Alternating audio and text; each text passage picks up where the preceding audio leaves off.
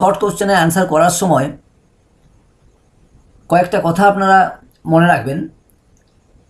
যেমন এই প্রতিটি কোশ্চেনের মান 2 নাম্বার, তো 2 নাম্বারের জন্য যতটুকু লেখার প্রয়োজন সেই ততটুকুই লিখবেন, অর্থাৎ টু দ্য পয়েন্ট অ্যান্সার দেওয়ার চেষ্টা করবেন। একজন ভালো স্টুডেন্ট আর একজন খারাপ স্টুডেন্ট বা অপেক্ষাকৃত খারাপ স্টুডেন্ট, তাদের পার্থক্যটা বোঝা যাবে তারা কিভাবে অ্যান্সারটা রিপ্রেজেন্ট করছে তার উপরে।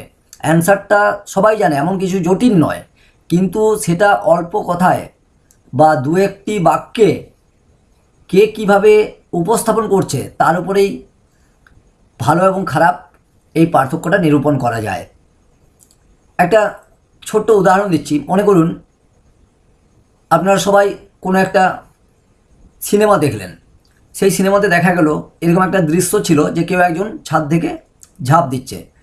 তারপর যদি কাউকে কোশ্চেন করা হয় যে আচ্ছা ওই দৃশ্যে ওই লোকটা ছাদ থেকে ঝাঁপ দিল কেন, এবারে এই অ্যান্সারটা সবাই জানে, যারা যারা সিনেমাটা দেখেছে প্রত্যেকে জানে অ্যান্সারটা জটিল কিছু নয় বা কোশ্চেনটা জটিল কিছু নয়, কিন্তু অ্যান্সারটাকে কম কথায় যে বোঝাতে পারবে তাকেই মেধাবী বলে ধরে নেওয়া হবে। আপনি যদি পুরো সিনেমাটাই প্রথম থেকে বলতে শুরু করেন, তার মধ্যে অ্যান্সারটা আছে অবশ্যই যে কেন ছাদ থেকে ঝাঁপ দিল, তো সেটা কিন্তু কৃতিত্ব নয়।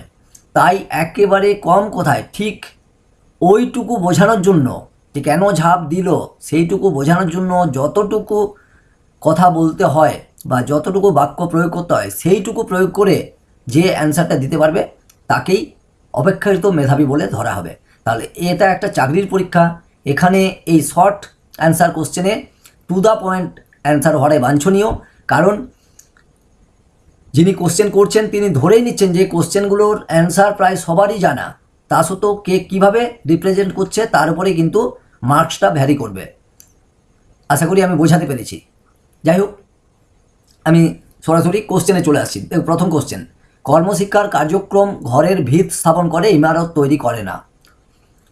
অর্থাৎ কর্মশিক্ষার যে লক্ষ্য বা উদ্দেশ্য বা কর্মশিক্ষার যে অবজেক্টিভ, সেটা দিয়ে কাউকে কর্মজগতে বিরাট একটা জায়গায় পৌঁছে দেওয়া এই উদ্দেশ্য কিন্তু কর্মশিক্ষা নয়।